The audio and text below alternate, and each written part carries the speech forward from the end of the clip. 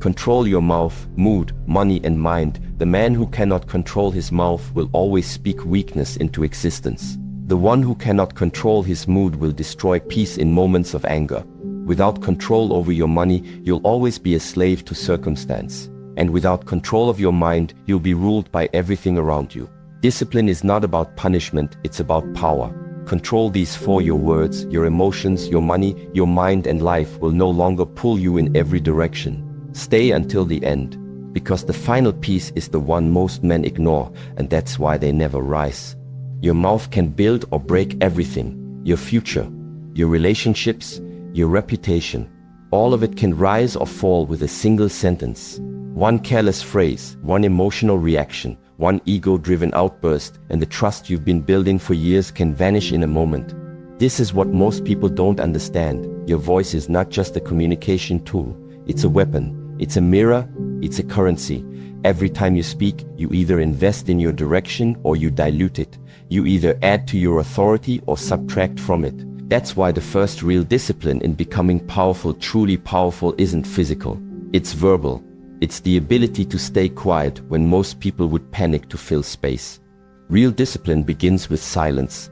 Not silence as suppression. Not silence as fear. Silence as control. Silence as restraint. Silence as presence. The man who speaks less doesn't lack intelligence, he's refining it. Because when you don't speak by default, you begin to see what others miss. You start to observe the energy behind the words people say. You notice how often people speak out of insecurity, out of nervousness, out of the desire to be liked or approved. You see how much of what's being said is reactive, not intentional.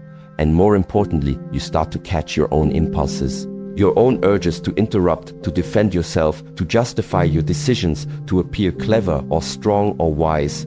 And once you become aware of those impulses, you can begin to rise above them.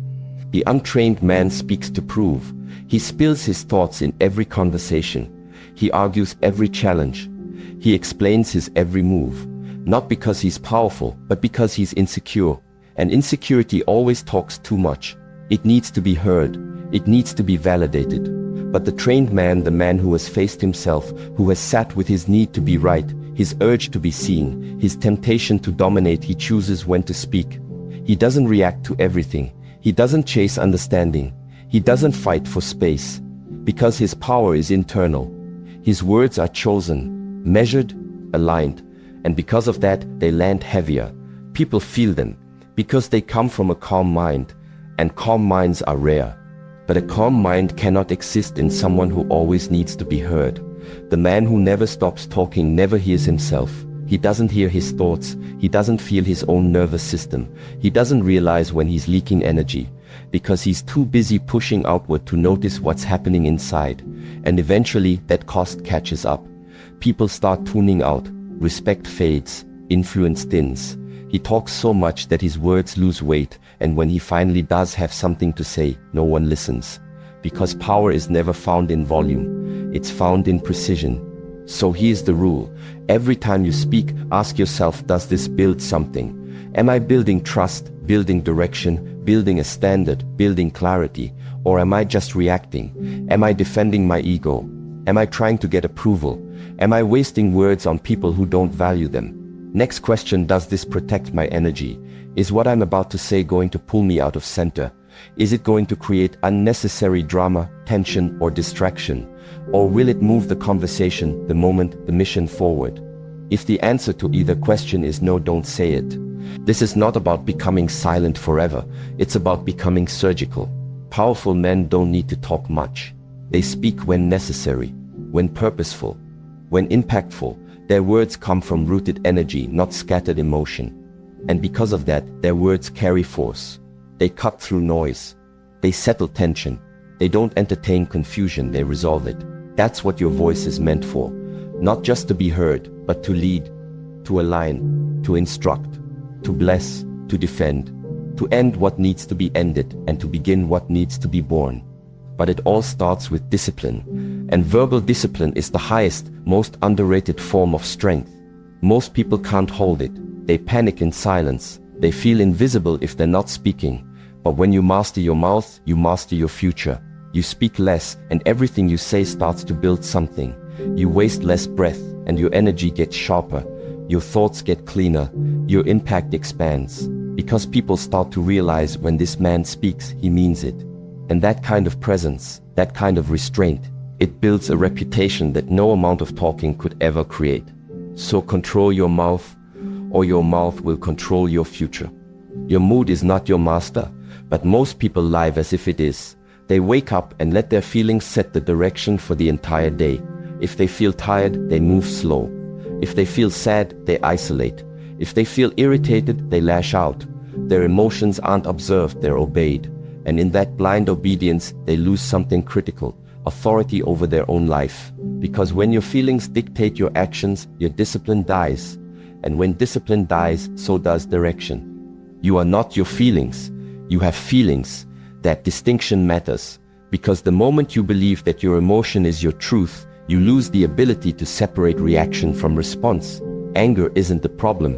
Sadness isn't the problem. Doubt, frustration, fear, none of them are the problem. The problem is identity. When you fuse with the emotion, when you make it who you are instead of what you're experiencing, you start moving in ways that serve the emotion, not your future. That's why most people lash out when angry. They shut down when discouraged. They retreat when anxious, not because they're broken, but because they've never trained to do otherwise. Every emotion becomes a cue to react, but mastery begins the moment you stop reacting and start observing. You feel the emotion. You pause. You breathe. You watch it move through your body like a wave, like wind, like a storm that does not belong to you. It simply moves through you.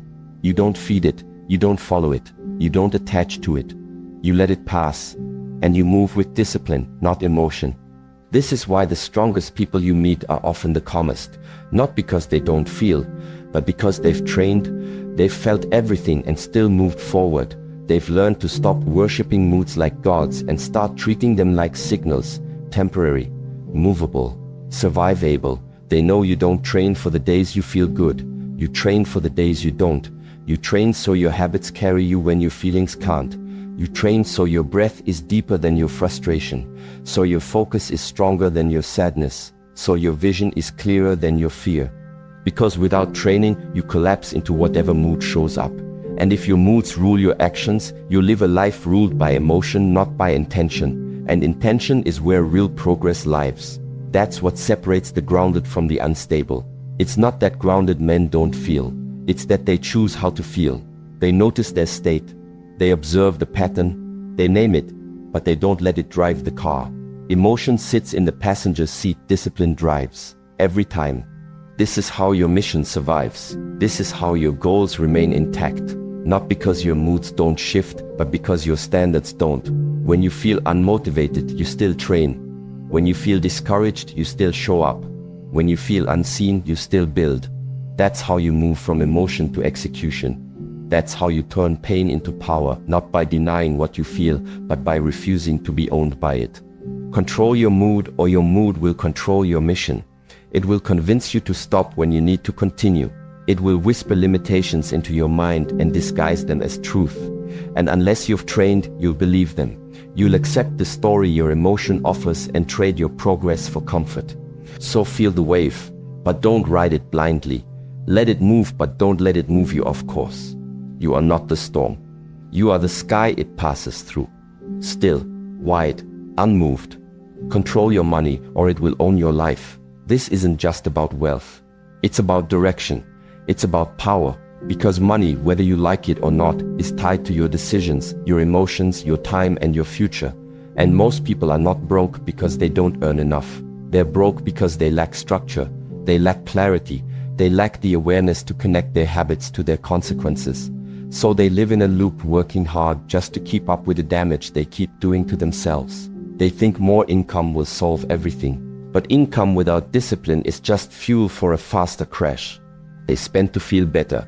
They spend to numb stress, anxiety, boredom, a dopamine hit here, a new gadget there, a swipe, a tap, a package at the door, and the illusion of progress.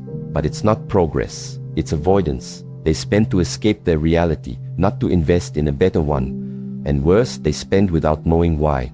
They don't track, they don't pause, they don't ask, does this align with the life I say I want? and so their days are filled with short bursts of pleasure that cost them years of freedom.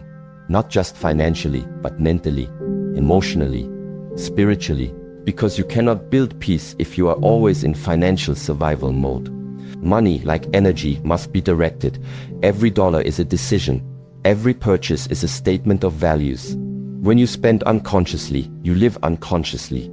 You give your future away, one transaction at a time. Every impulse buy is a moment of undisciplined emotion. Every untracked expense is a crack in your foundation. And yes, it adds up, not just in your bank account, but in your life trajectory. Because a man who cannot master his money cannot master his time, and a man who cannot master his time will never master his mission. If you can't delay pleasure, you'll never earn peace. That's the law. Peace doesn't come from comfort. It comes from control. Control over your habits. Control over your emotions. Control over your priorities. If you can't resist what feels good now, you will always sacrifice what matters most later. That's why the discipline to say no to something small now is not loss, it's leadership. Leadership over your future. Leadership over your path. Leadership over your freedom. Start with awareness, not obsession. Start tracking every dollar, not to become rigid, but to become awake. You cannot change what you won't confront. You cannot grow what you do not measure. When you track your money, you begin to see your patterns. You begin to see how often you buy because you're tired or stressed or bored, not because it makes sense. And once you see those patterns, you can start to shift them. Slowly, intentionally. You begin to allocate money toward growth instead of decay. You begin to buy tools, not toys. Investments, not distractions. Systems, not escapes. Because money doesn't change people, it reveals them. It reveals your emotional maturity. It reveals your values. It reveals whether you're building or reacting, whether you're leading or coping, whether you're living with intention or waiting for a bailout. The man who controls his finances doesn't just accumulate wealth. He builds freedom. He buys his time back. He moves through the world with less anxiety, less dependence, less desperation. And because he doesn't need money from everyone, he doesn't need validation from everyone either. He becomes harder to manipulate, harder to distract, harder to knock off course. Because his decisions aren't made from lack, they're made from clarity. And clarity is the beginning of power. So track your money, master your budget, audit your spending. Not because you're greedy, but because you're done being owned. You want freedom? Earn it. By controlling the very thing the world uses to control you. Control your mind or be a slave forever. That's not poetic. That's not abstract. That's reality. This is the final truth. The deepest layer of personal transformation. You can't control your mouth, your emotions, your reactions, your money, your direction if your mind is chaotic. And right now, most people's minds are. They don't govern their thoughts, they get dragged by them. Their heads are loud from the moment they wake up, spinning, overthinking, regretting the past, imagining problems in the future, trying to calculate who likes them, who doesn't, wondering what to say next, what to buy, what to post, what to avoid. It's non-stop. And because they never stop to observe what's actually happening, they begin to believe that this mental noise is them, that these thoughts are who they are. But they're not. They're habits. They're untrained patterns. And if you don't train those patterns, you become them. Most people live in permanent mental reaction. Their minds jump from regret to fantasy, from fear to ego, from distraction to desire. One scroll, one text, one headline, and they're emotionally hijacked. This weakens their attention. This drains their focus. And without focus, no meaningful work gets done. Without clarity, no decisions are made cleanly. And when your thoughts are untamed, your direction becomes unanchored. That's why most people aren't lazy, they're mentally scattered. They're stuck in mental loops, convincing themselves they're stuck in life. But they're not stuck in life. They're stuck in thought. And until that loop is broken, no amount of external change will fix anything. The untrained mind is dangerous. It ruins relationships because it projects insecurities, assumes the worst, and overthinks every interaction. It sabotages discipline because it looks for escape, for comfort, for anything but the hard thing. It destroys peace because it never sits still. It drags you through imaginary conversations, exaggerated fears, old wounds, and false narratives. And if you never interrupt that, it becomes your identity. It becomes your behavior. It becomes your entire life. So how do you control the mind? You sit with it, not once, not when it's convenient, but every single day. You carve out time, not for entertainment, not for stimulation, but for stillness. You sit, you breathe, you observe. You stop running from your own thoughts and start looking at them, not judging them, not reacting to them, just seeing them as patterns, as tendencies, as echoes of past experience. And in that seeing, you begin the shift. You begin to create space between who you are and what you think.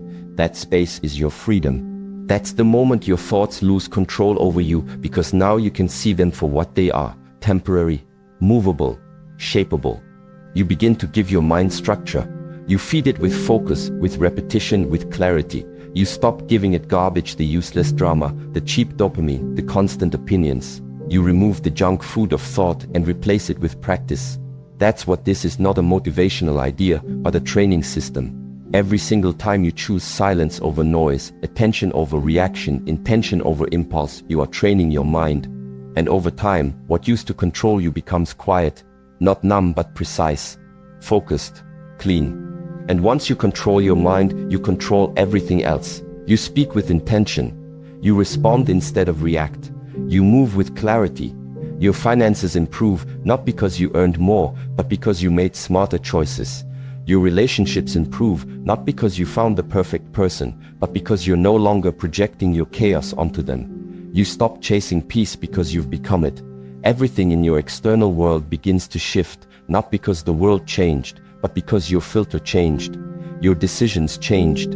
Your energy changed. Control your mind, or it will control you. It will own your time, your attention, your reactions, your relationships, and your entire path. But when you take that power back, when you sit down and meet yourself every day with full awareness and discipline, that's when the real transformation begins. And from there, you become unstoppable. Control your words, control your emotions, control your money, and above all, control your mind. This is the real foundation of freedom, not external success, not temporary motivation, not attention or approval. Structure, internal structure, the kind that no one sees but everyone feels when you walk into a room, the kind that governs your decisions when no one's watching, the kind that makes you reliable not just to others, but to yourself. If you build that structure brick by brick, hour by hour, day by day, you'll feel something most men never taste: peace without weakness, power without chaos, stillness without detachment. But if you ignore it, if you keep avoiding that work, life will feel random, heavy, confusing, unfair. You'll keep wondering why you're stuck, why your progress disappears, why your mind always feels like a battlefield. But it's not life that's against you, it's the lack of structure within you. You can't hold a strong outer life with a weak inner frame. Without control of your speech, you'll ruin relationships. Without control of your emotions, you'll collapse in pressure. Without control of your money, you'll trade your freedom for pleasure. And without control of your mind, you'll never be able to hear your own direction through the noise of the world. Start now, not next month, not when it feels easier. Now, build the ritual. 1 hour a day, every day. This is where real change begins, not in massive, loud effort, but in sacred repetition. In a small block of time you give to yourself. Time with no distractions, just silence, focus, reflection. No phone, no noise, just breathe. Just structure. You move your body. You sit with your thoughts. You write what matters. You face what you've been avoiding. You ask yourself better questions. And you do it again tomorrow. And again the next day. Not because you feel like it, but because the man you want to become requires it. Train like your life depends on it, because it does. Everything you want, peace, purpose, power, presence, is on the other side of this structure. And if you're reading this right now, it's not new information. It's a reminder of what you already know. Deep down, you've always known you needed to take this hour seriously, that you couldn't keep living on autopilot, that you couldn't keep giving your time, attention, and energy to everyone else while leaving yourself with scraps. This is your call to return to discipline, not as punishment, but as alignment, not to restrict your life, but to build one that can finally expand. If this message stirred something in you, subscribe. Stay connected to the frequency that reminds you who you really are. Not the version they want you to be, but the one you're building hour by hour. And if you're serious about taking this discipline into your daily routine, check the link below. This isn't motivation. This is structure, the only thing that lasts. And remember this: the man who controls his inner world, his words, his thoughts, his energy, his money, doesn't need to control anyone else, because he already controls his destiny.